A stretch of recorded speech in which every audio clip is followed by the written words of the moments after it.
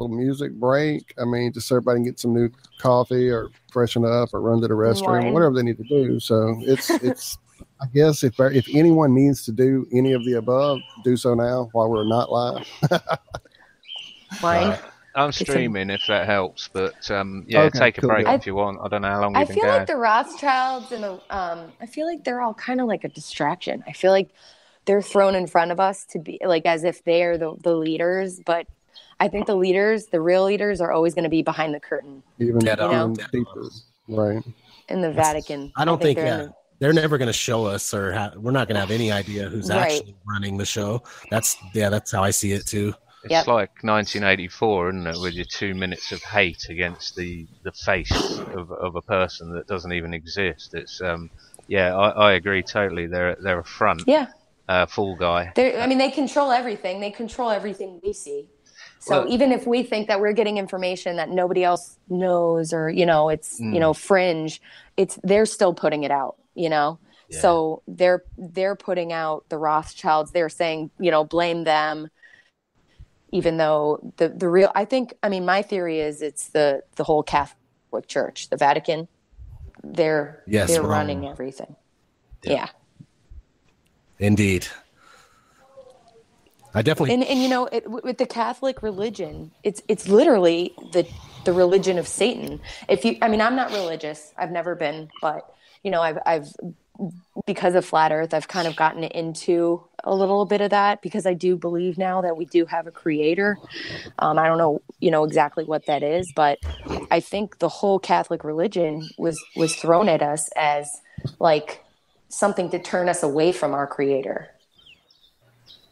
Like with all that pedophilia and all that crazy stuff, that makes people hate it. Yeah. No matter how good any of the go ahead, man. Most of the religions, pretty much all religions, they throw you off somewhere along the line, even though there is some great truths within their books. Right.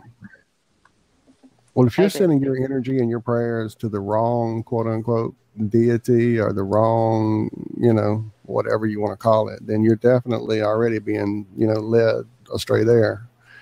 And, I think that has a lot to do with all these pantheon of gods that have been created and historically recorded throughout all these ancient, texts and carvings, is just different versions of whoever's really behind all this crap, the ones really holding up the strings for the Rothschilds or whatever.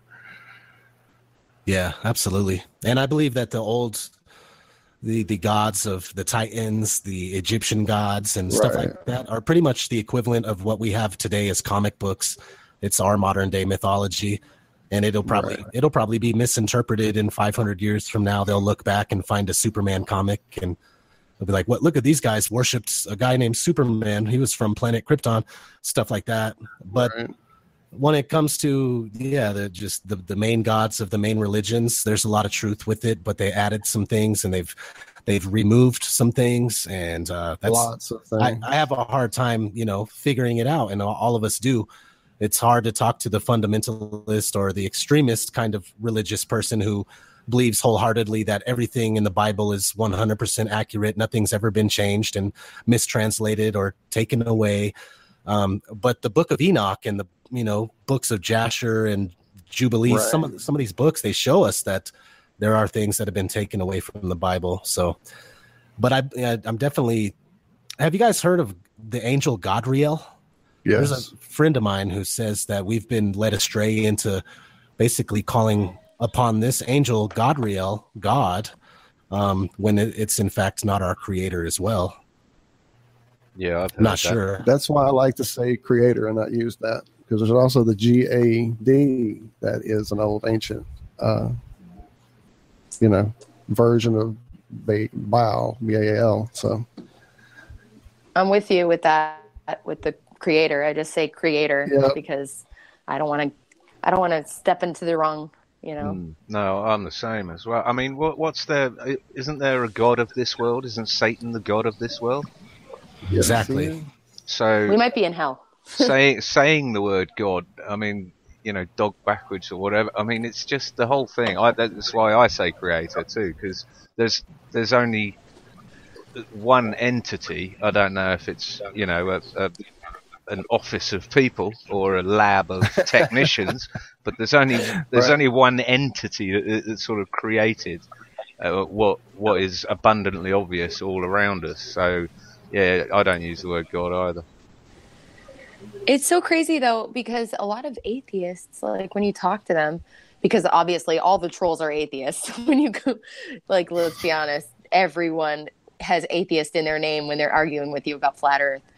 But all of them don't really know where we came from. They don't, because the Big Bang isn't proven, right? Evolution is not proven. So where do we come from? Like, there's even scientists. I've watched a mainstream science interview talking about how we had to be a divine creation because of the human eye. The human eye there's no possible way that it could be by chance. So where do atheists think we came from? Don't say monkeys. They get pissed off and they say ancestors of apes. What did Cat Williams say? If we came from apes, why are there still fucking apes? Yeah, he was saying monkeys, but yeah, he was like, what are they the retarded monkeys? Right? They didn't feel like changing just yet. But there's a lot of truth in that. I see you're back with us, sir. Welcome back, Josh. There's a lot of truth in that, Molly, though, because there's a lot of codependent things in the body or in living organisms that can't exist without each other. So one is like DNA and RNA. RNA has the blueprint. If I'm getting this right, I'm probably butchering it, but the RNA has the blueprint on how to build the DNA, and then the DNA produces the RNA or something like. They're codependent, interdependent relationships that one couldn't have existed without the other, and yet. The complexity of both is just unbelievable. The probability of it, evolving from something is just non-existent. I don't know what you think of that, Molly. I agree. I just don't think it's possible at all. But there's undeniable proof. Just like if the Earth was a spinning ball, we would have undeniable proof. Undeniable proof if it was a spinning ball. Yeah, it's not much to ask for, is it? You wouldn't think so. You wouldn't think so. What do you think about all that, ODD? I think, things like the circulatory system alone show that we're specially designed. It's as far as DNA, and I was going to say something about DNA, man. I've been researching DNA because another thing that I found out after the flat Earth is that viruses don't necessarily exist the way we think they do. And I'm pretty sold on that fact. So if you were to research viruses don't exist, you'll probably find a whole slew of videos. Some of them are pretty well made. I recommend Curious Life. He's my favorite. But DNA, I also looked into DNA, and I'm starting to feel like that's a hoax. Like DNA.com or wherever they try to, Ancestry.com, where they try to find out where you came from. They pretty much give you back a bunch of nonsense that they made up. BS. Well, it's something we can't observe, we can't test, we can't measure, we can't see for ourselves. In all accounts, it's the definition of pseudoscience. I don't know. I'm a little different on that one. I actually have extracted DNA in the lab, looked at it under a microscope. I don't know. Well, there you go. I can't argue with that. But if you're just there's a doctor in Australia. Sorry, there's a doctor in Australia that's treating cancer with baking soda. It definitely works. And winning. Have you anyone heard of that one? Baking soda. Using it. I do it. The baking soda is the reason I'm here tonight, Rob. It's all about your pH level, lowering your pH and oxygenating your body. Yeah. I've removed skin cancer with baking soda and iodine over the last few months. Iodine, yep. Iodine's brilliant. Nascent iodine? Lugol's. Lugol's. Okay. It's like a 7%. Well, you can make your own. Is just like the type of iodine. We'll have to talk about that.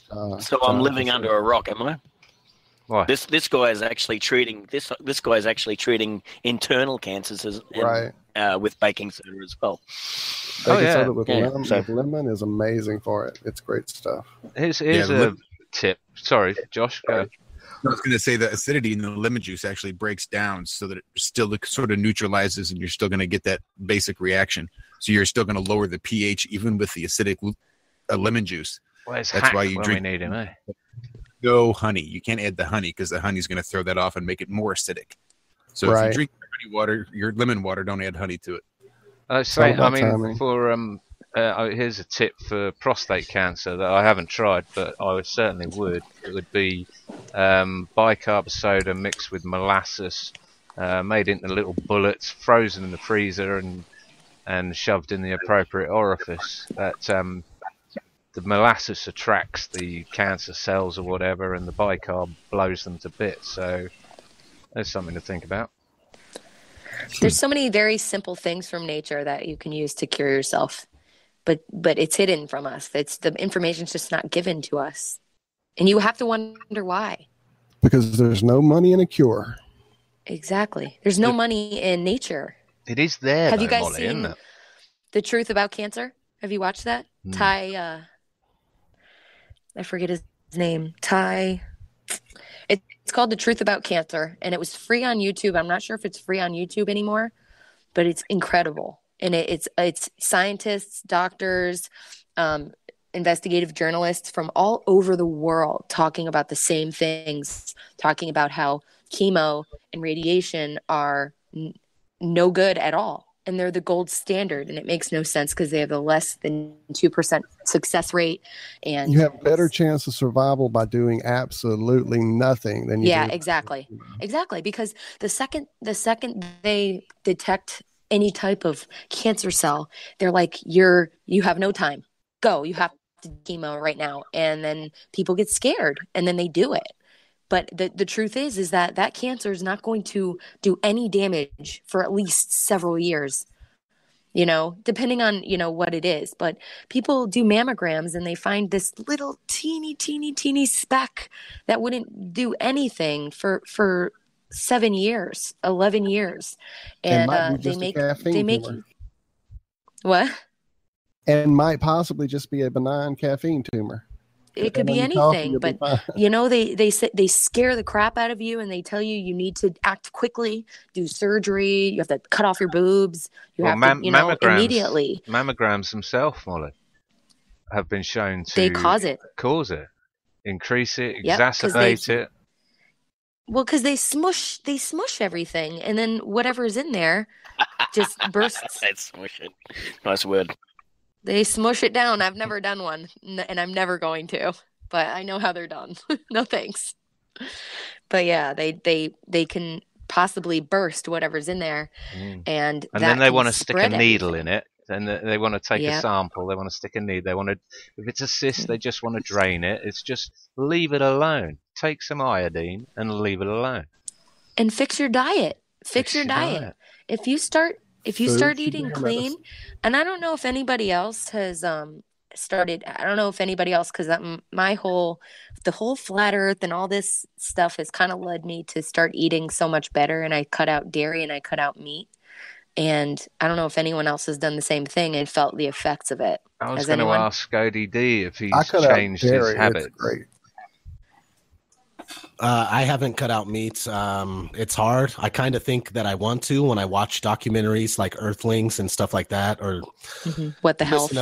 Listen to other people's testimonies. But I honestly, I do the best I can. I have 2 kids and a fiance, and if I change, I pretty much have to change everybody. So I've cut back on stuff, and I try to eat more chicken. I definitely cut back on dairy, but what I have done is I've started eating a lot more coconut oil and stuff. I'm doing.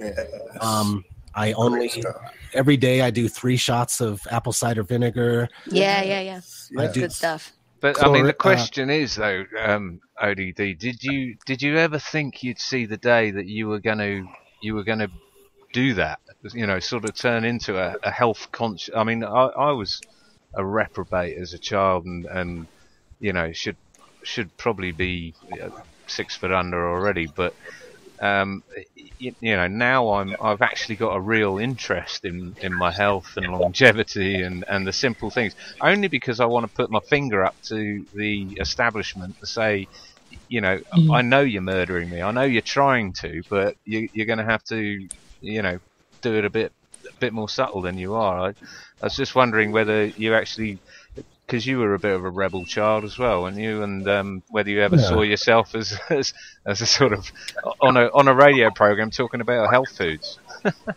No, not at all. I'm barely halfway there, but I have been doing a lot more. And no, I never thought I would be conscious of it at all. I came from loving hot wings, nachos, and burritos and tacos, and I do a lot better.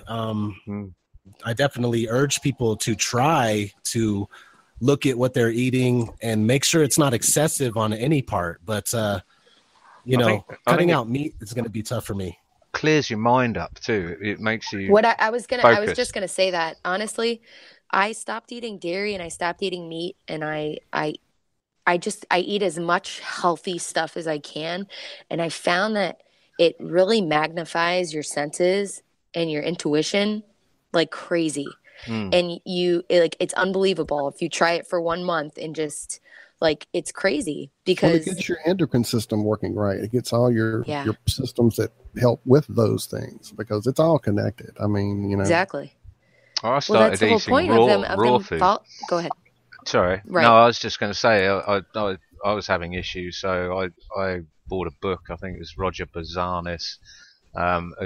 Reading who's on Twitter, reading about raw food and that sort of thing, and within 6 months I had a beer gut for probably 20 years, or what I called was a beer gut for 20 years, and within 6 months of and I was still eating meat and all the rest of it, but I would have it with a salad instead of meat and potatoes and that sort of thing, and steamed or cooked veg.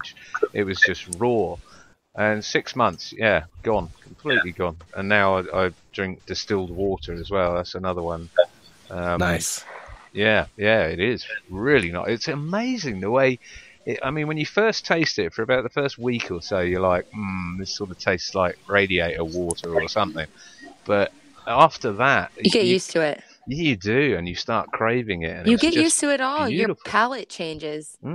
Beautiful, really nice. But can't recommend that enough. Is that something you do, ODD? Yes, that's all I drink is distilled water and nothing else.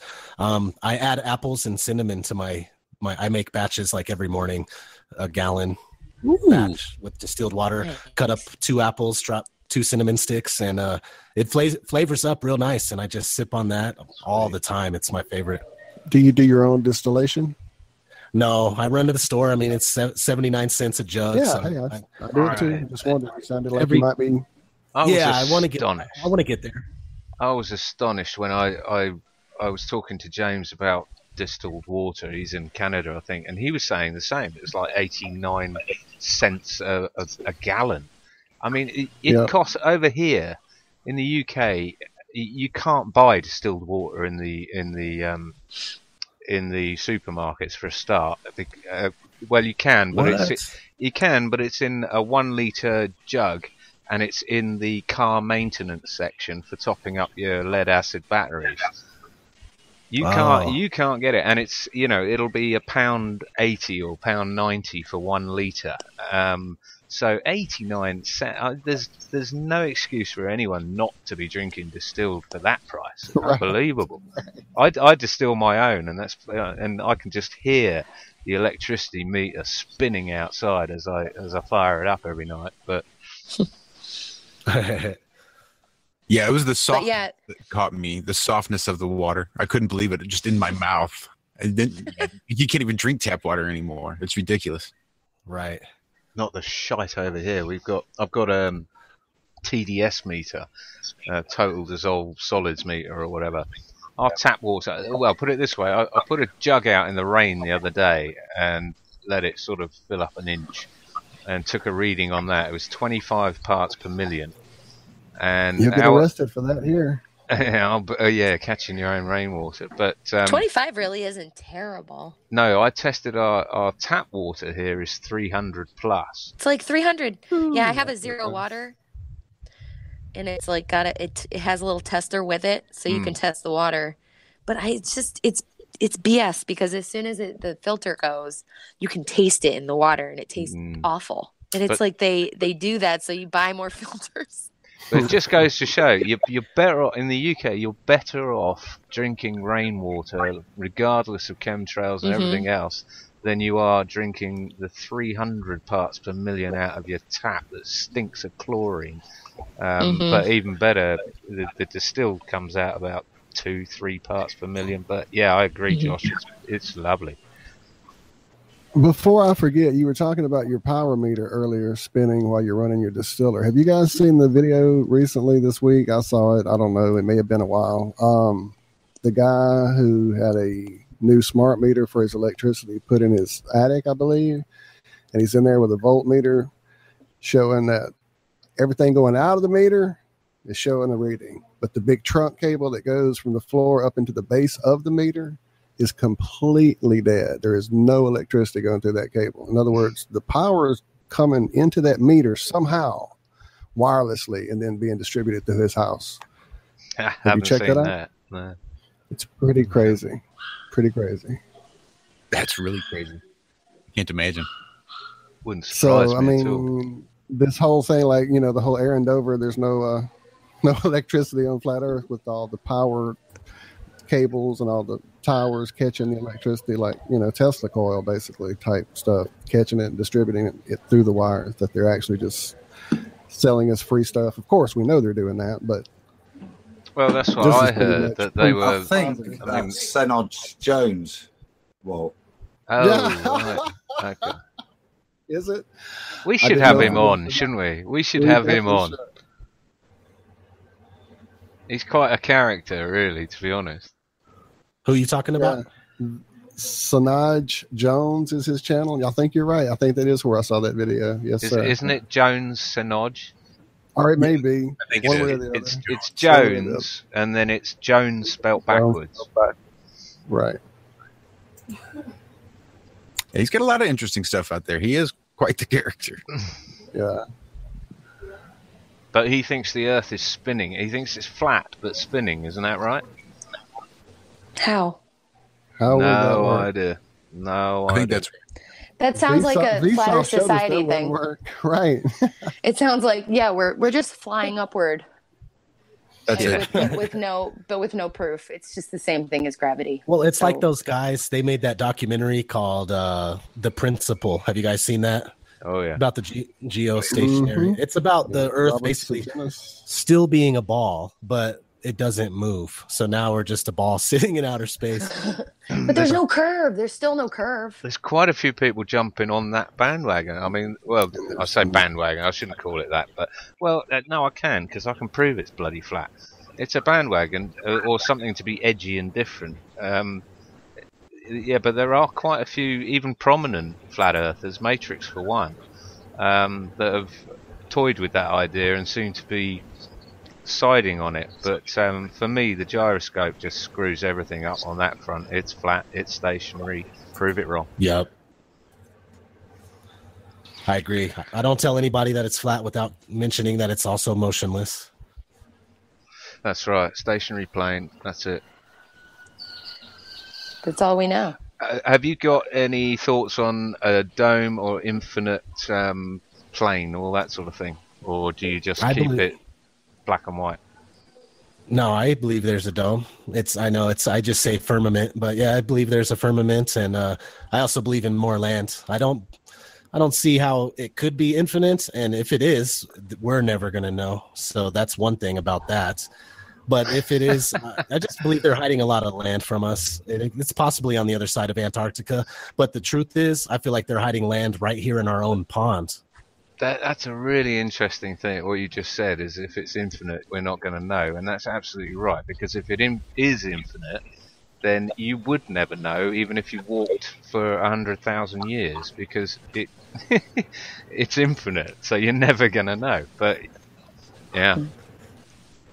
And I concur. I think they're hiding something right over there between South America and Australia, somewhere out there. Indeed. They're the legends they have of, Yes, sir. Atlantis, El Dorado, the City of Gold, all this stuff. We have these legends, and I find a lot of truth in the legends, even when it comes to legendary beings such as elves, giants. The giants thing is crazy. Yeah, the giants thing. When I watched that documentary on the Eric Dubay, and that blew my mind. And like the whole thing with the museums hiding information, hiding things. They've hidden so many things that people have brought to them. Like someone brought them a frozen like Bigfoot. Did you guys read that? Someone brought them a frozen Bigfoot. I learned that again from Lloyd Pye. This was it, the Smithsonian. Lloyd Pye. Someone brought them a frozen Bigfoot, and they just took it and then they threw it out, or they just hid it. They'll you think you're bringing them something amazing that is going to change the world, and then they just throw it away. That's what they do. What about RH negative? Have you looked into that, ODD? Yeah, somewhat. It's not my specialty, but I like to watch. I watch all sorts. I'm sub to like 1,500 people. I'm learning about all sorts of stuff. It doesn't mean, just because you don't hear me talking about it doesn't mean I'm not looking. But yeah, that's definitely interesting. It's interesting in that, I see an agenda myself. The more divide and conquer. Can you just tell us what that is, John? Because I got no idea what you're talking about there. It's negative, RH negative. Yeah, carry on, Molly. Oh, it's the RH negative. So there's there's an absence of the rhesus monkey gene. So it's like almost like alien DNA, right? Yeah. Yeah, I think it's an absence of a protein that certain people have. Most people have. I think it's sort of 85% have this rhesus monkey protein gene in their blood, and then you got 15% who don't have it. And correct me, anyone if I stray off, but if they can't intermingle or something along those lines. My husband is O negative, and apparently, so his mom is positive, so she could carry him. But if the mother is RH negative and the baby is positive, they have to get an injection, or the mother will reject the baby. That's right, for the second baby or something, or the third baby or something along those lines. But yeah, to me, it's possibly pseudoscience. That's possible. Yeah, and I don't want to disagree with Flat Earth Head saying that he found some DNA, but I do think even the outer space and the micro space, when we're looking into the smaller viruses and supposed DNA, I don't believe in that stuff. I find that to be pseudoscience. Yeah. Well, interesting. I get it. I spent a lot of years in college doing a lot of biology. That was my area. And do you have you got photos of the double helix looking style DNA? We took pig liver, we extracted DNA from it and put it under an electron microscope and looked at it. Now, whether there was a sleight of hand that occurred from the time we extracted it and it went in that electron microscope, it could be just like the telescopes. It could just be software driving those images. Definitely. Yeah, I believe you. But I saw it. That's deep. That's all I can tell you. That's a stretch, but hey. Well, if they're faking going up, why wouldn't they be faking going down? It makes sense. You're right. I've never thought about it this way. You've opened me up to a whole new area of breaking my brain. Thanks, ODD. Yeah, start with the viruses. That one's a fun one.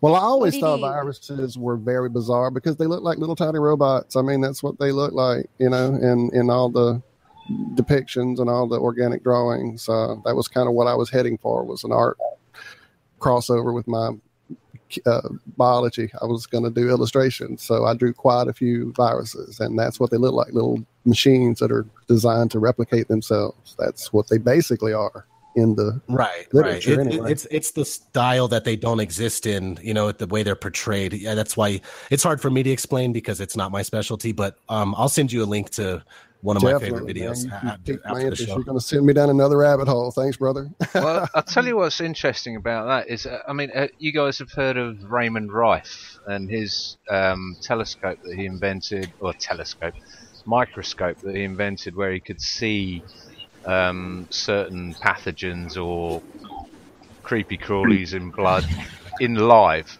whilst it's alive. Adam, yeah, you popped on. I'm glad for that.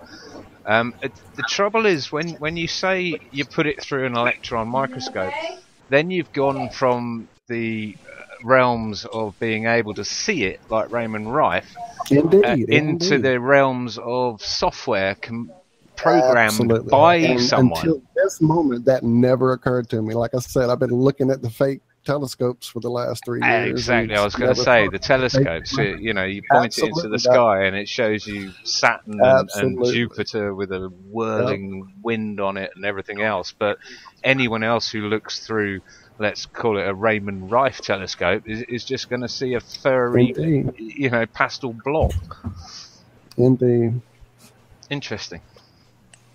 That's what I love about flat earthers, man. We're all open to looking at all this stuff. And since becoming a flat earther myself, I've lost a lot of my outlook on even other conspiracies like CERN. I find CERN to be like a pseudoscientific propaganda to keep you believing that there's this organization that at the touch of a button, they can accidentally like blow a hole into a new dimension or something like that, man. It's all fear programming and psyops. Funny you should say it. I mean, I was thinking the other day whether CERN even exists. I mean, it's all underground. All we've got is a couple of pictures of these massive machines, which, in all intents and purposes, could be CGI these days or anything. They've creamed off. They trousered billions and billions of pounds in funding. And you'll get your Cox and other things coming along saying I worked there or I've been there and I've walked around it or whatever.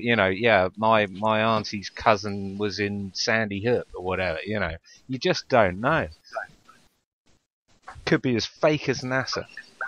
Yeah, and just as much of a money sucker. Going for more funding again now. They're going to build them all over the world, aren't they? Is that just a nod and a wink to the governments around the world saying we've got the next NASA, mate. You want us to cream your populace? Tell them you're building something way underground they're never going to see, and we're colliding single particles together. Look at this 2D, 32-bit photo. There's your money. Indeed. ODD, I was gonna ask you, that video you did on all the media things that kind of hint at flat Earth, or was that newer? Is that older, or is that newer? Like all the movie scenes and stuff that show like that the moon landings were fake and stuff.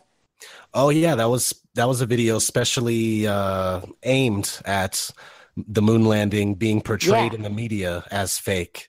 And is that new? It's relatively new. That was incredible. 6 months old. That's really great, because when you watch all those, like, it's one thing to see it in one movie and then a few years later you see one in another TV show, but to see them all next to each other is incredible, because you really see that they're trying to tell us something. And I'm a firm believer in that these people who control everything, they have to tell us what they're doing. They feel like they need to tell us it through their art what they're doing, and their art is entertainment, and they tell us exactly what they're doing or what they've done. Yes, so that was really cool. I just watched that yesterday when I was watching Flat Earth Live, because I am obsessed with Flat Earth Live, and like it's so great because I can just drive to work and listen to it and drive home from work, and I don't have to like search for videos. So that was really one that I thought was amazing. And I want to share that with people. Yeah, thanks. That's why I started my channel. I always tell people, and some people are like, "Oh, that's crazy," but yeah, I'm a movie buff. I always have been.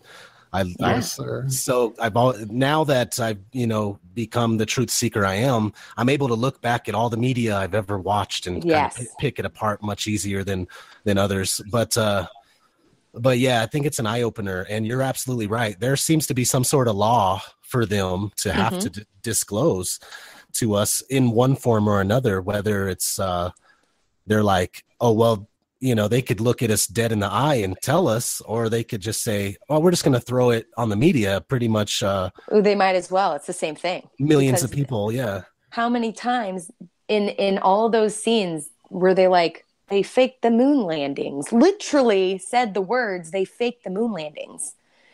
Like, it's unbelievable to watch it in so many scenes in that 70s show, in like all those shows and movies, the ones that are so like at the top, you know, the ones that, you know, are propaganda. Yeah. Even in the movie Interstellar, where dude was sitting there talking to one of the government officials, and she's like, oh, we've changed all the textbooks in the schools to say that the moon landing is a hoax. Yeah, it was school teachers, as I recall. They don't even teach it in the curriculum. It's not, well, it's taught as the fact that it was a hoax. Yes. Yeah, it's crazy. Yes. And the Dan Aykroyd one, Sneakers, was it Sneakers? Yeah. He's like, yeah, we use this when we fake the moon landings, and like you should take that as wow. But that's the thing, is people won't take it that way unless they see every movie next to each other, like you know, put it out. That's the thing. It's so spread out. Yeah, you're right. Mm-hmm. Well, I mean, over so many years, so many people, you know, just sort of gloss over the fact that Orion mission movie literally admits they've never been past the Van Allen belt. I mean, right? They can't say it any clearer than, you know, if this comes out. I mean, when this comes out in the next, you know, few years, decade, or whatever, NASA would be perfectly within their right to stand up and say, "We told you." We told you numerous times that we never went. But if you believe him about that... Look at ODD's video of how many times we told you. Yeah. If you believe him about that, John, you believe him about the Van Allen belts being real then. Well, this is it. More pseudoscience. You're going to believe him about... you can't... Is it radiation or is it firmament? It's more pseudoscience, but he is literally, you know, the voice of NASA is telling you that they cannot send humans through this region of space until they've, you know, done extensive testing. So it's just, and then you've got Don Pettit saying, you know, I go there in a millisecond, but we lost. That guy creeps me out. He creeps me out so bad. I think he's had a stroke or something. He's mental. He's mental. Like I'd go to the moon in a nanosecond. But we lost the technology. But we destroyed that technology, and it's a painful process to build back up. What? I mean, how else can you say that? You're asking for billions and billions and billions of dollars, but what? Does he have to grab you by the neck and say, "Look, we didn't go"? How many times have we got to say this? And yet you still keep upping our budget. Marvelous. Whatever. We didn't go, mate. We told you, but you wouldn't listen. Yeah. And this whole thing about not being able to build back the technology is so ridiculous. We hold in our hand with this cell phone more power than a president had 20 years ago, but we can't build the technology back. My kids just went and visited NASA Space Center, bogus fake Space Center or whatever it was, and they've got, you know, the original Saturn V rocket there, so... Can't they reverse engineer it? Give it to the Chinese. They'll reverse engineer it for $5. Stick it on Fiverr. They'll reverse engineer it for you. Here's my question, though. The ISS, people say that they see the ISS through a telescope. Is that like, because there's pictures, if you Google it, there's pictures of the ISS like in front of the moon, and it looks like it's like a hologram. It looks weird. Have you seen what are they? YouTube channel called, what's it called? Faking Stuff. Anyone? I'm not sure, but I've seen pictures of them that they've fallen and that they were just attached to a balloon. Yep. Faking. Do you know what I'm talking about? Or something. Yes, ma'am. I've seen those like satellites and things with the balloons attached that are being found. Yeah, they just they float them up so people will see them, so they could say, you know, yeah. But I mean, before so easily just be a laser, sure. Before we go down the NASA trail, real quick, ODD, is there anything new as far as like something you found in the movie, a new movie that just hit, something that's hidden that you want to throw out, like a spoiler before your next video comes out? Oh, let's see. Well, I am working on the weather control video, and I have a few shows and movies that are basically portraying the supervillain with their weather control machine just for fun, but the rest of the video is information. But I'll tell you what, I was watching a movie. I got my hands on an old 80s movie the other day called Space Camp. And I love the 80s movies. And this has Leah Thompson. She was also in Howard the Duck and stuff like that. But this movie, these little kids, they're at space camp. And they film it live on location at the real NASA space camp. And in that movie, I noticed that on the bunk, they sleep in bunk beds. And behind one of the bunk beds, while the main character, Leah Thompson, is talking to her bunkmate, there's that art that has the guy peeking out underneath the dome on the, it's like really colorful. Oh, the famous picture. Yeah, the famous picture with the dome and the stars attached to the dome. And the guy's like peeking out through it. That I found that picture in there. And another thing I want to mention is I got to give credit to this guy, sent me an email, said he found a subliminal message in the new Imagine Dragons music video called Believer. I'm a believer. So there's a shot where the camera's flipping through images so fast you can't even see what's going on.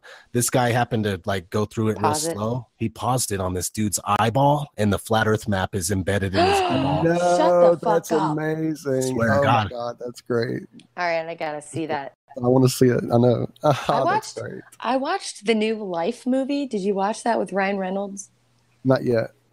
Okay. Yeah, I've seen it. Watch that. It's unbelievable. You should take pictures from that and take pictures that NASA put out and be like, tell me the difference. Right. Because it's all Hollywood.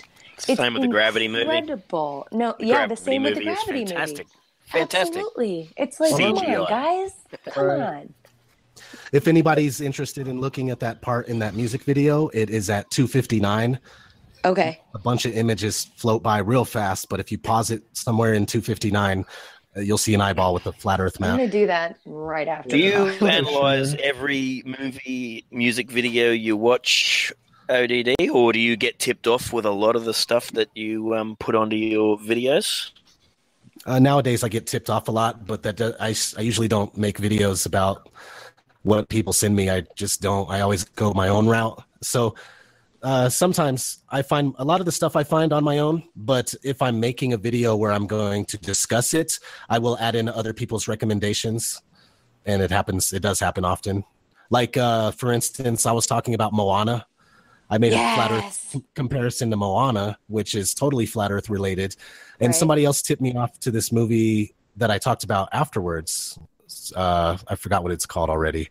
But yeah, there's this grandpa. He sits around a campfire every night with his family telling flat Earth stories about how the Earth is flat. What's that called? Is that older? No, it's 2016. Pretty recent. Oh man. Was he English? Yeah. Well, he was. Where he's like, it's flat. Oh. Like throughout the movie, he mentions it a few times. Yeah, I saw that too. So we had to check back on the Moana video, but yeah, it's on there. And Moana is awesome. No, I saw it. ODD, I watched that. I know exactly what you're talking about. It's like, oh my gosh, I can't. But he has this heavy accent. Yeah, he's talking. He's talking to the little kid, and he's like, "They're all cunts." All the time. The whole plot. The main character is like a robber, and he robs places for money. So as it just happens that at night when they're at home, they sit around the campfire, and Grandpa just likes to shoot the shit about flat Earth. Yeah, he's like, it's flat. I know exactly what you're talking about. I have to find it now. And what do the kids say? I haven't seen the movie, so what do the kids say when Grandpa says that? Well, the kids love it, but and then the parents of the kids, which is the son of the grandpa, right? So they're kind of upset about it. Well, not the dad, the guy. Okay, so there's Grandpa, and then there's his son who goes around robbing stuff. His wife trespass against us. There you go. Yes. There we go. ODD, I'm looking at the picture right now. It says ODD TV too. Screenshot. Kids love the stories. The mom gets upset that the grandpa's telling the stories. Yeah. And the kid talks about school, and he's talking about his teacher, and he's like, I don't like school. And he's like, you shouldn't. Stand your ground. It's really good. Yeah. I found dinosaurs on my own. There's the TV show Dinosaurs by Jim Henson. I happen to download a lot. I collect external hard drives so I could download stuff into them. And over the years, I've just collected TV shows, movies, books, music, and I got the Jim Henson's Dinosaurs a while back. So after I found out the Earth was flat, I was thinking there's no better place to have some flat Earth stuff is on Dinosaurs, and I looked and found an episode. Yeah, where he thought an angel came down. He thought she was Copernicus. Yeah. Yep. And then it compared the world to an orange. 33. Yeah. It's a great idea. It's my best one yet.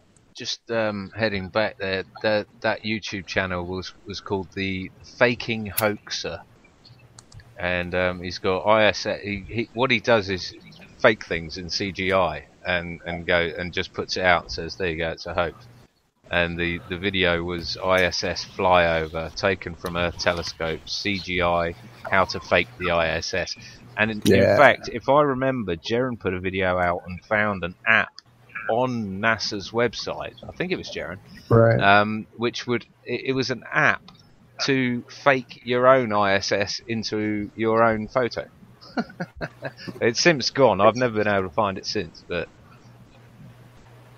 good. I'm going to write that down. What I find interesting the most is that there's no images or pictures or whatever of them building the ISS. Yes, thank you.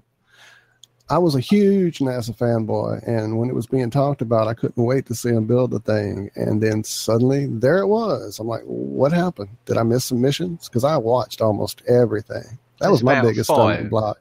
There's about 5, and there's about 5 little short clips of some sticking some module onto another module. But it's just, this thing would have been documented left, right, and centre. It's the most monumentous engineering task that's ever been done. Look how much column space and photos have been taken up by building the Empire State Building or the Twin Towers, or whatever. I mean, this thing should have been minute by minute documented, and like you say, there's almost nothing. So, ODD, what do you think the ISS is? Because I see it go across my house regularly. I get up at 5 a.m. and watch it go across.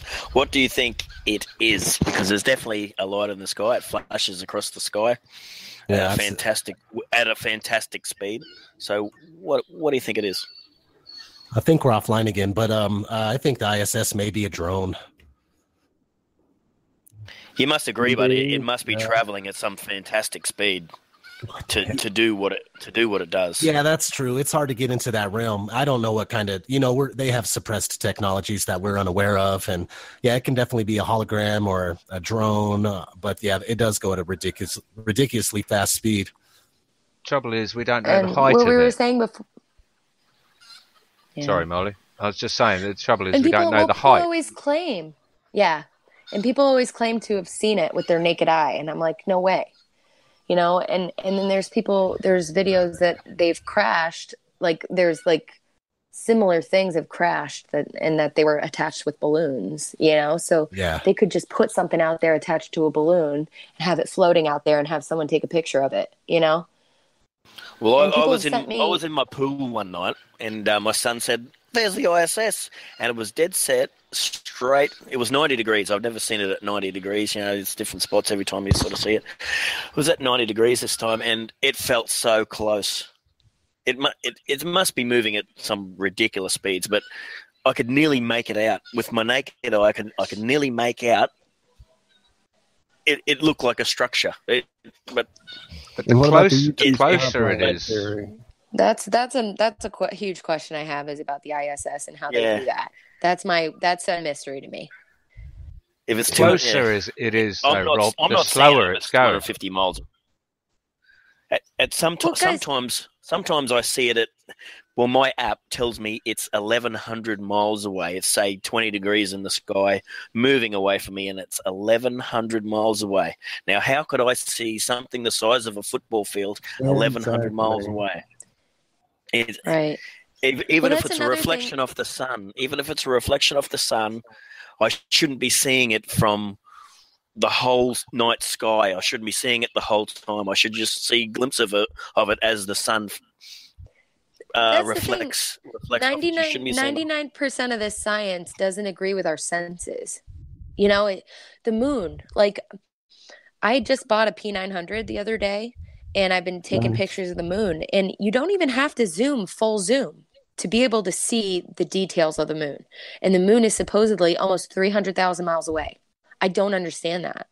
How can it be? And people try to say that's because it's so big, but that doesn't make it any closer. How can we zoom on that?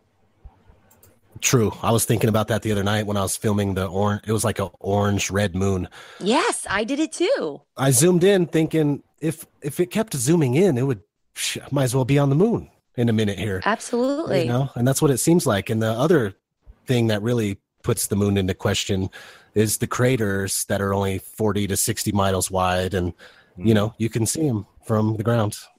Right. My question with that is that why, when it's like you know, a half moon, why can you see like shadows in the craters? That's always been a question that I've had too. You know, if the sun is giving off its own light, like why can we see shadows in the craters? I've wondered that, and I've had that asked. You mean if the moon's giving off its own light? Yeah, the moon is giving its own light off, right? So when there's like a half moon, why can we still see like shadows in the craters? Yeah. On the dark part, you mean? Yeah. Like when it's like a quarter moon or something. It's right there. You're showing it right now. It's a good question. Can you see, this is what I filmed whilst out in Italy. So I thought that was quite appropriate to stick up. So perfect. This is for Teresa. But that's always been a question. Filmed as good as I could, look, so you can see. Yeah. Look at that. Wow. But then on other parts of the moon, it looks like there's light coming through the little holes, right? Yeah. Like it's filled with light. And sometimes they'll suddenly look convex instead of concave. Yeah. Do we have an update? All the craters? Do we have an update? All the craters look like they're being hit straight on top. Wouldn't because the craters are supposedly the craters all look like they've been hit straight on. Yeah, wouldn't there be craters like of a scrape marks craters instead of straight up and down craters? You know, what I mean? Made all that. We call them skid marks here in Britain. You've got a couple of them right now, haven't you, John? Let's not go there, eh? Moving on. Has anyone heard an update of whether Soundly has provided Bob or Globebusters with the raw image of the moonshine? Anyone know anything about that?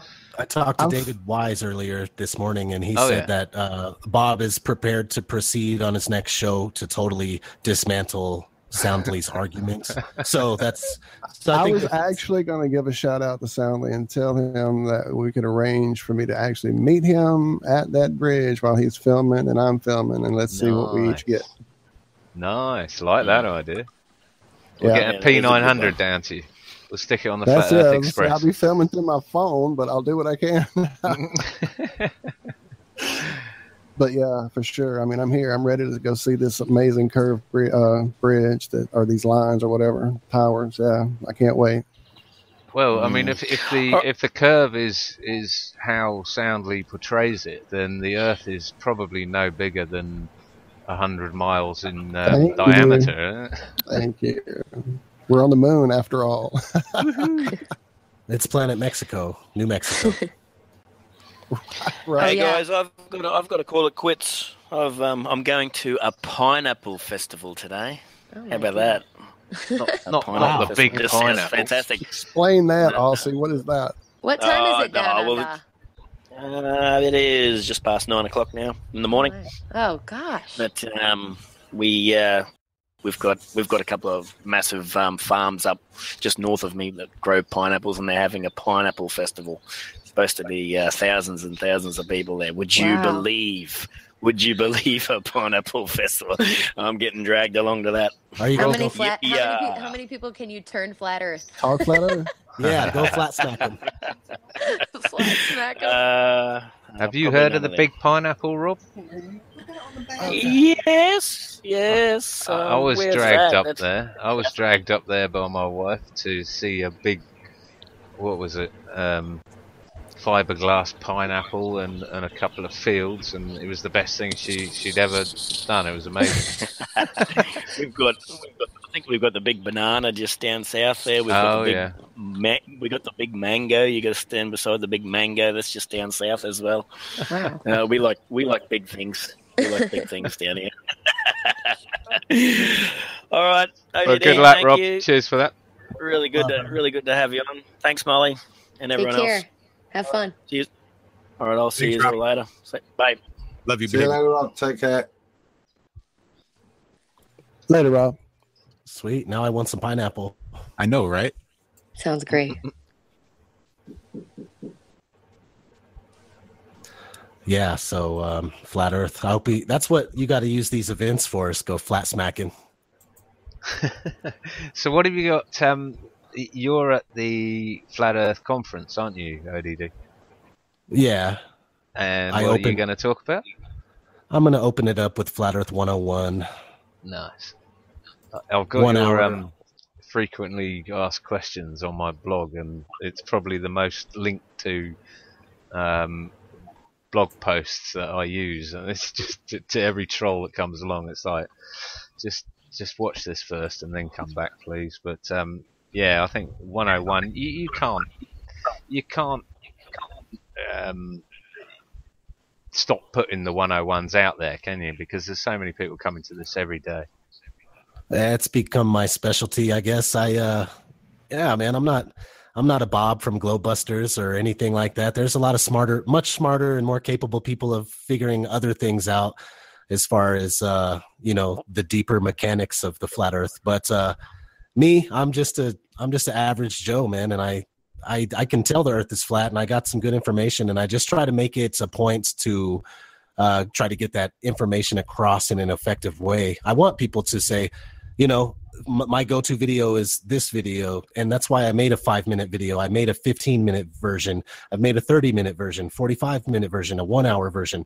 So I got all these different 101s, and they're all different lengths, and people can choose which ones they want to try to get people started with. But I do believe it's important. I like to go into 101 on every subject I tackle. No, I think it's good to start from the beginning and keep returning to the beginning with the new information we're getting every single day. Everything's changing all the time, but you've got to keep bringing it back to, for want of a better word, ground zero. Where's this curve? Where's this spin? Yeah, there's several hundred people out there making advanced videos about flat Earth stuff. I watch it, I enjoy it, I love it, I support it. But when you're trying to wake somebody up with that stuff, it doesn't work. So you have to get on the level before you can proceed to look at other people's work, to be honest. And I just know that there's so many more people out there that haven't been exposed to these wild truths that we have, and I want them to grasp on and for the information to sink in a way that works. Yeah. On that note, I had a question. Thanks, Adam, for fielding couple of questions before I got on, but what would you say in 2017 was the most seminal sort of experiment or video or moment or whatever that has happened so far this year for you in terms of advancing flat Earth to the next level? It's a bit of a heavy question. I guess. Well, I don't know. I feel like the information out there, it gets repeated a lot. There's not a lot of new stuff coming in, but well, I'll give you mine. My two anyway would be, sure. Let's hear them. Would be the Let It Be Light video by Dan Dimension. Dan Dimension. Yeah, and the other one would be Paul on the Plane with his work from Seattle to Ireland and back again with his accelerometers and phone apps and all the rest of it, along with D Marble and his spirit level. Those were the seminal things for me this year. Anyway, sorry, Adam. Moonlight, right? Moonlight, yes, nearly forgot. Yeah, Moonlight. I mean, finding out the moonlight is cold is just such it's just such a game changer. Teresa will I want to agree. do that experiment myself too. We should all do it ourselves. We know a guy you can talk to. Yeah. And my favorite stuff is Flat Earth Smarts, killing it. Yes, absolutely killing it. I'm liking the comparisons of the sky charts with the flat Earth maps and stuff like that. It's really great. The northern and southern, the planispheres or whatever. That's absolutely fantastic. On a non-flat Earth, sorry, Molly, I'll let you jump in there. No, go for it. On a non-flat Earth, well, I say non-flat Earth, but another one who's knocking it out of the park this year has got to be Crow 777. Although he doesn't call himself a flat earther, he obviously is. I don't know if you're involved. You're familiar with him much, ODD? Oh, absolutely. He has fantastic information, and I love the stuff that he talks about, especially Tavistock Institute type stuff. Yeah. They're working on the old rewritten history. Some really good stuff. Oh, Every podcast, I'm getting new stuff out of it. Yeah, the full spectrum programming stuff, the dinosaur hoax. He's really great at tackling a lot of those subjects. He speaks well on them. And I'll keep plugging it, although I haven't got the money to buy the second hour. I'll keep plugging it if someone can drop me the second hour. Hint, hint. I'll give a shout out to Crow 777 because my homie, I have a friend here in Denver with me. He has a subscription to that, and he lets me use his password. I've got one for the higher side chats, but you didn't hear that from me. You know what I feel like is really good for new people who are learning about flat Earth is the flat Earth interviews, the street interviews. I don't know if those are. Yeah, like that is great for people who are just getting into it because it's simple questions that, when you ask somebody and you put a camera in their face, they're kind of just like, oh, he has some super simple but such good questions that you've never been asked in your entire life because those aren't questions that come up in school, That's Del from Beyond the Infinite Plane, I think. Yep. And we were also looking. Oh, sorry. Yeah, no. Beyond the Imaginary Curve. You're right. Right. And I would like at this point to put a feeler out to Gav and Del. If they wanted to come on, that would be really cool. Yeah. That'd be sweet. Well, they were just on with Eddie Bravo, right? Yep. Yeah. That was cool. Yeah, it was good. Yeah, and like you were saying, Eddie ODD, the 101 stuff. So I was just saying, Eddie, he puts himself down. He's sort of keeps putting himself across as a dummy and it doesn't know anything. And it really, he shouldn't do that. He's got a good, anyone is capable of gleaning this information with enough research. It's all there for everyone. Absolutely. I'm the same as him where my education, I played sports my whole life. I was not into science. I was not into physics. I wasn't into that stuff ever until now to where I'm really involved in it because I care more about it. I care about learning the truth.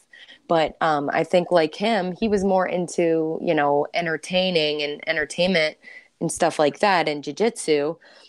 He doesn't, know how to speak the way, people who are, more, do you know what I mean? Like people who speak like they come from a science background, so he feels like because he can't articulate the things he wants to say, he feels like he's stupid, but he's definitely in the right direction because he's learning the truth and he's trying to spread the truth. That's all that matters. Well, he sort of says it when he's in the company of Joe Rogan and things like that, and he can easily go toe to toe with Joe Rogan on a one-on-one. But Joe uses the tactics of gang bullying or mob bullying. Yeah, it's his podcast, so he has his little guy who looks up all the stuff, and they kind of team up on Eddie.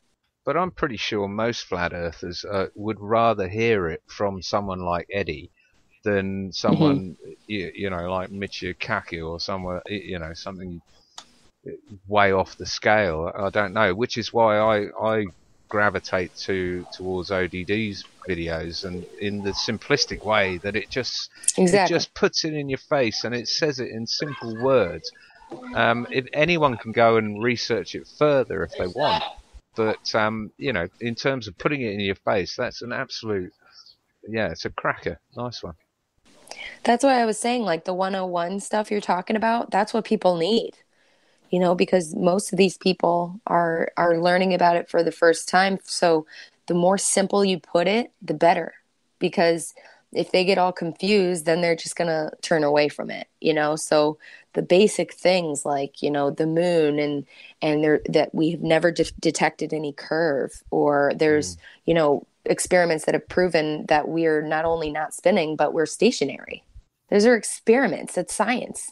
I mean, question for you, ODD, is that have you listened back to your early videos and sort of cringed and thought, okay, you know, in terms of simplicity, yeah, that's right, but now, you know, 2-3 years down the line, you're sort of thinking, now, well, I shouldn't have quite said that. I should have said this, or, you know, maybe a re-release or a retweet. Yeah, I don't. I just will keep going, making newer videos. But yeah, I've definitely sat back and heard myself say some things like, "Man, I should probably worded that different or left that out." But that's why you'll see a new video come out every once in a while. That's totally about the flat Earth and reiterating most of the main points, because I feel like it gets better each time, and it is needed. I get complaints from flat earthers, but they need to realize that I'm not making content to entertain flat earthers. I'm making content for flat earthers to share and for new people to stumble upon. That's my hopes.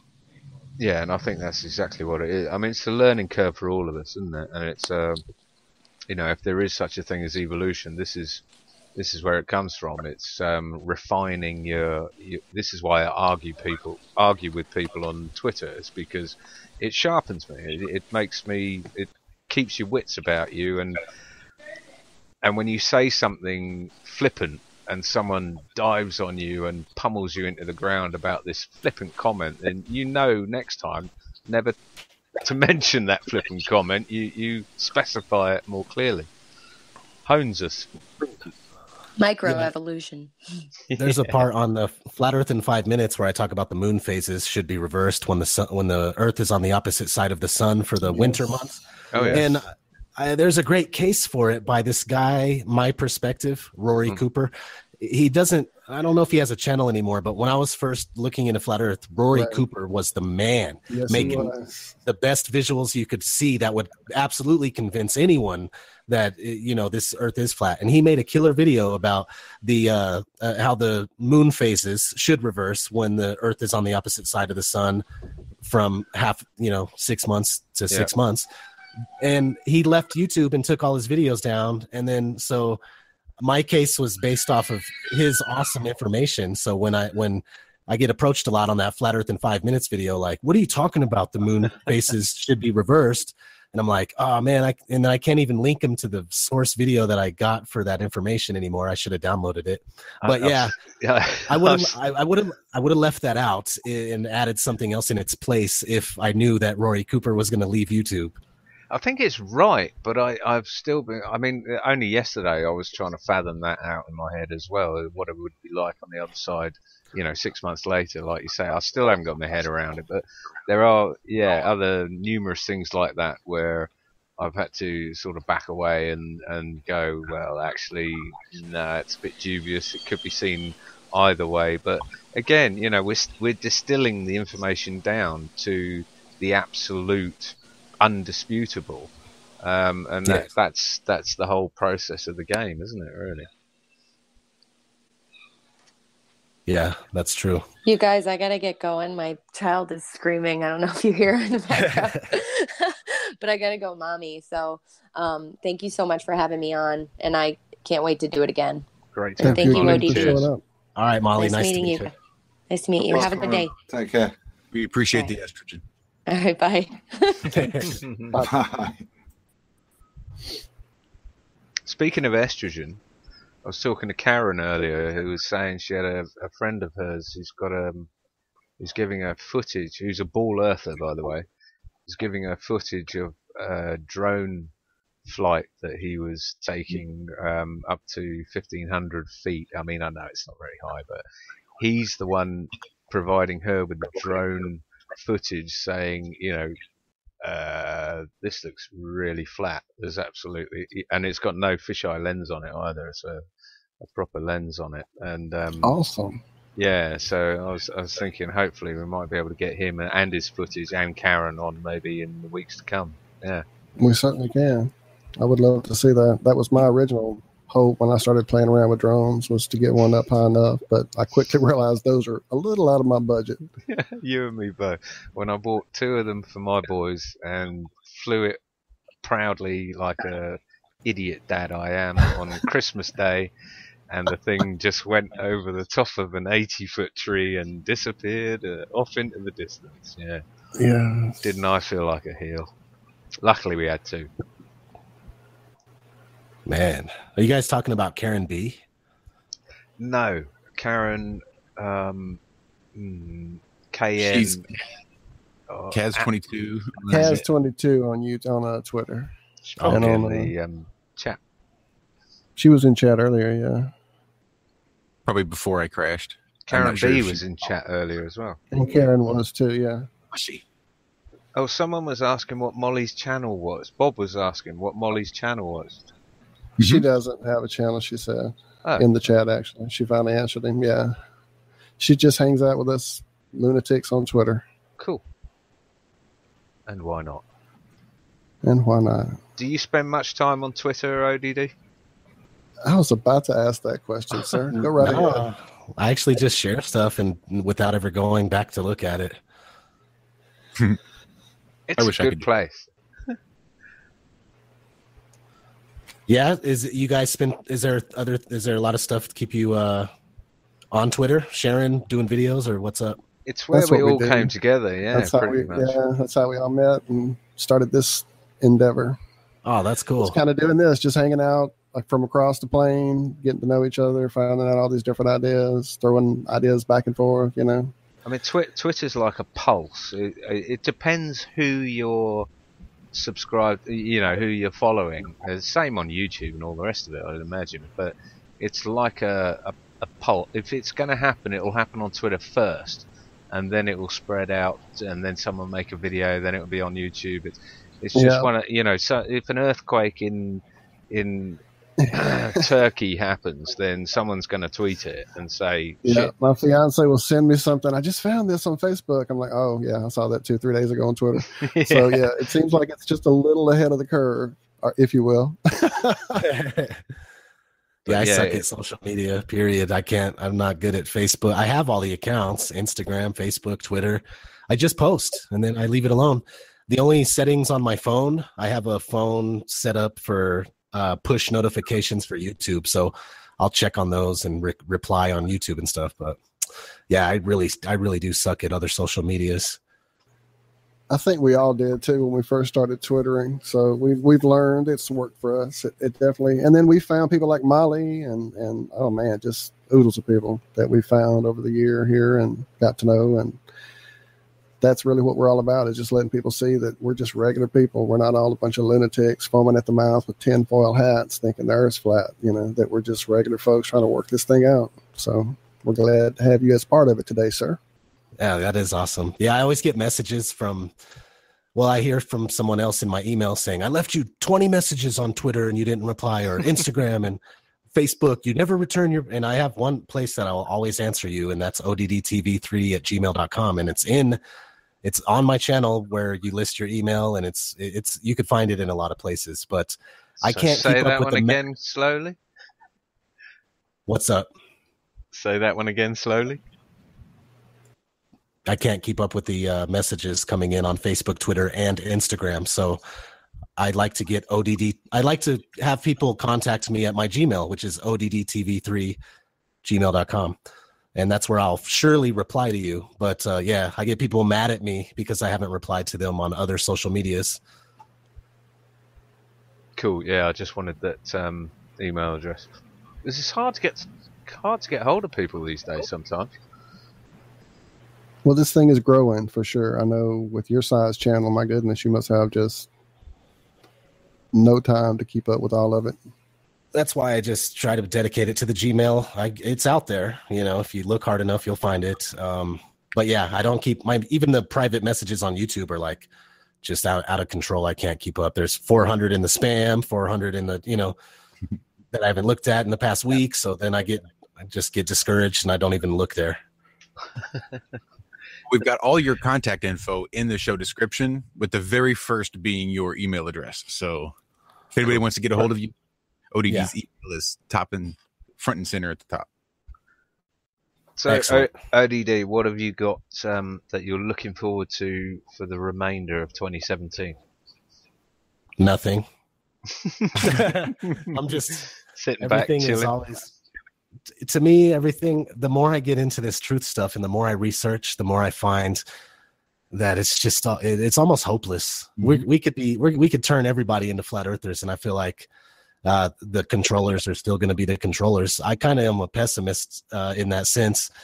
I'm a defeatist, but at the same time, I think people deserve to know what's going on and that it's only fair. So then you can make your own kind of ground level decisions on how you treat your own body and stuff like that. But I feel like the New World Order has been in place for hundreds of years, and it's not going to change. Do you think it's possible to be a pessimist and a optimist at the same time? Roughly, I don't know. You're saying, I'm with you on that, because half the time I'm a pessimist. I mean, I was told earlier, am I really optimistic? I am optimistic because it could be a lot worse. So, sure, I'm optimistic for myself only, and I try to. And what my whole message is to try to get people to understand this reality a bit better, so they can make better choices for their own personal lives. And that's really all we can all do. And once that happens, I feel like big changes are bound to happen. The more people that are doing that on their own personal level.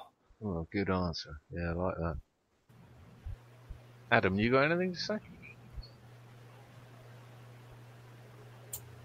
I think I'd probably echo that. You can't change the world. You can only change yourself, can't you, really? And lead by what you do. Do you know what I mean? It's a bit like what you alluded to earlier when we was talking religions. I don't think it really matters what you call your God, whatever. He's not going to judge you on your understanding of theology.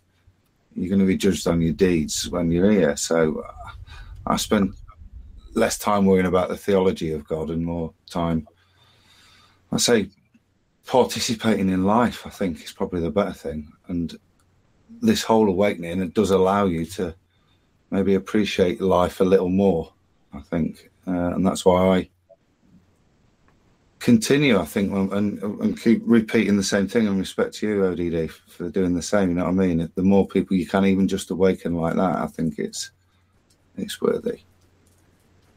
Yeah. Nice. Josh? Yeah, be the change you want to see happen in the world. That's really what it boils down to. Yeah, and the more of us, the better the world is. That's it. Stop reacting and start responding. Live a thoughtful life. It's just a bit scary. I ponder what really this all is all about. And I feel like, since the dawn of recorded history, the Sumerians and stuff, we've been on lockdown. Humanity has been on lockdown since then, I feel like. And it's just kind of scary to think about, the whole thing is what they're trying to do to us, what the mentality they're trying to give to us. They want us to run around the way they want. They want us to be programmed little sheep that it participates in all aspects of the system that they present to us. If we could all look at ourselves and take a step out of that system, then that's great. And that's what we really need to be doing.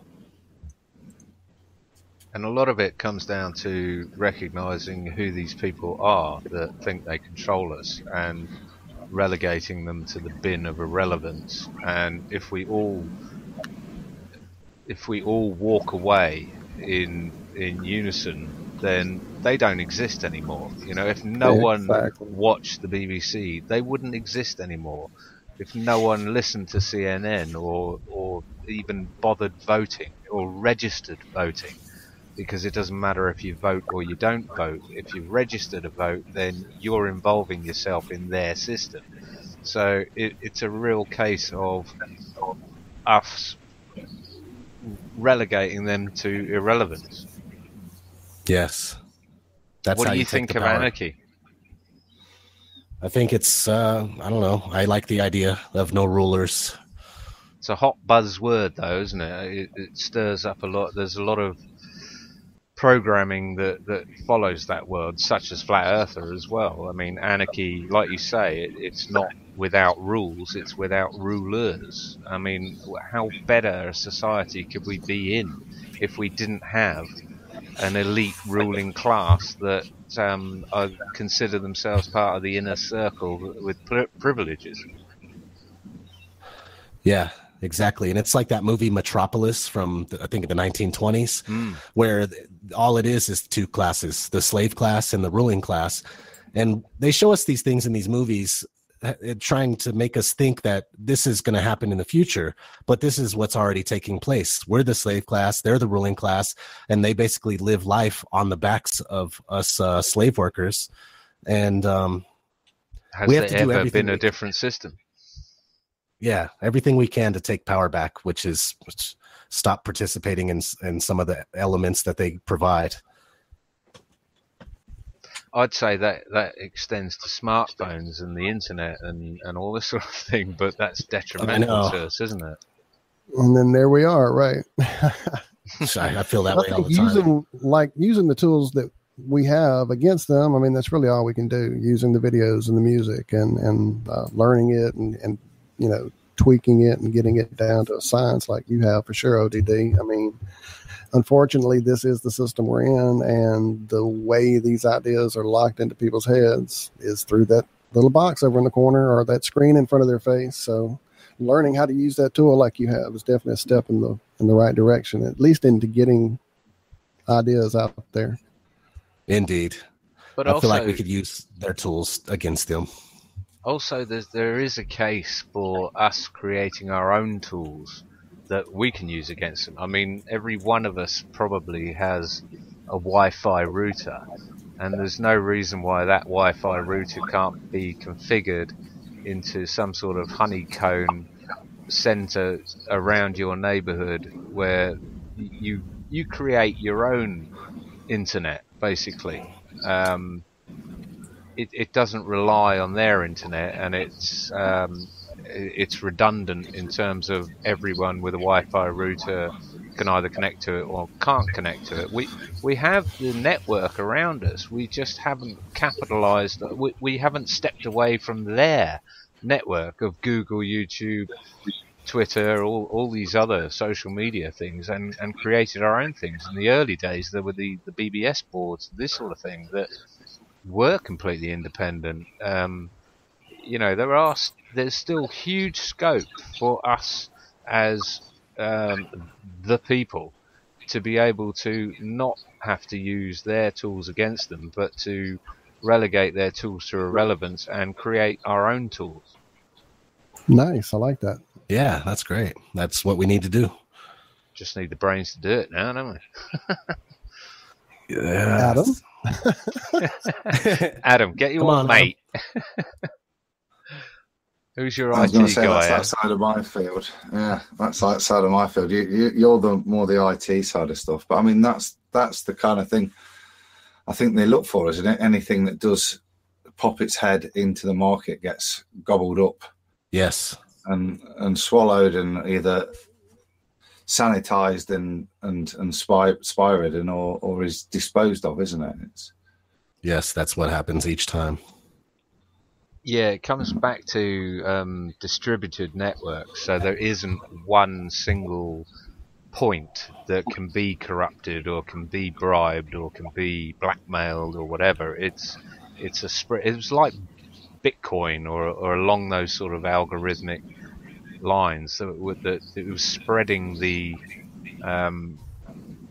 redundancy across the network. So there is no leaders. Just like anarchy, there's no rulers, but there are rules. You can't do this, that, and the other. But there's no actual rulers.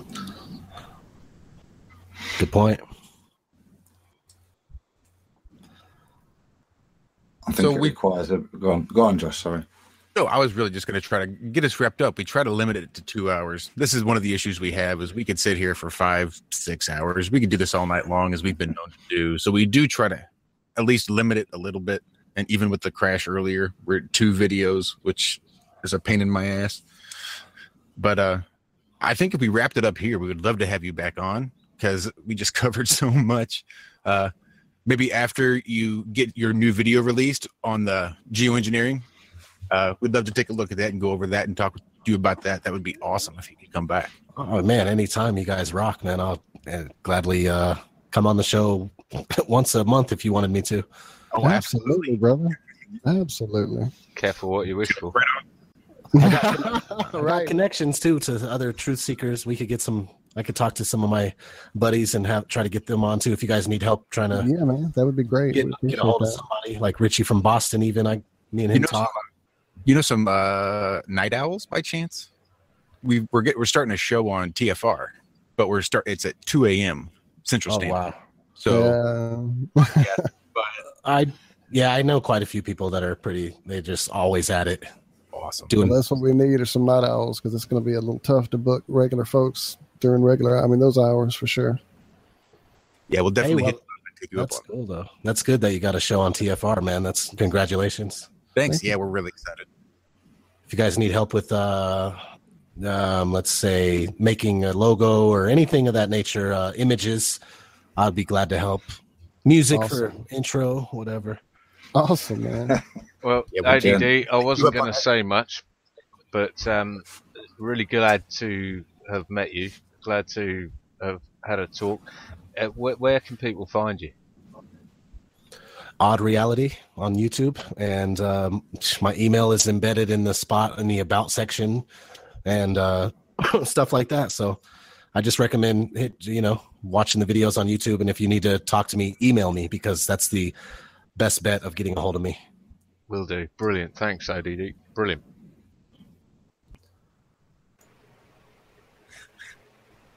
Well, yeah, the next little...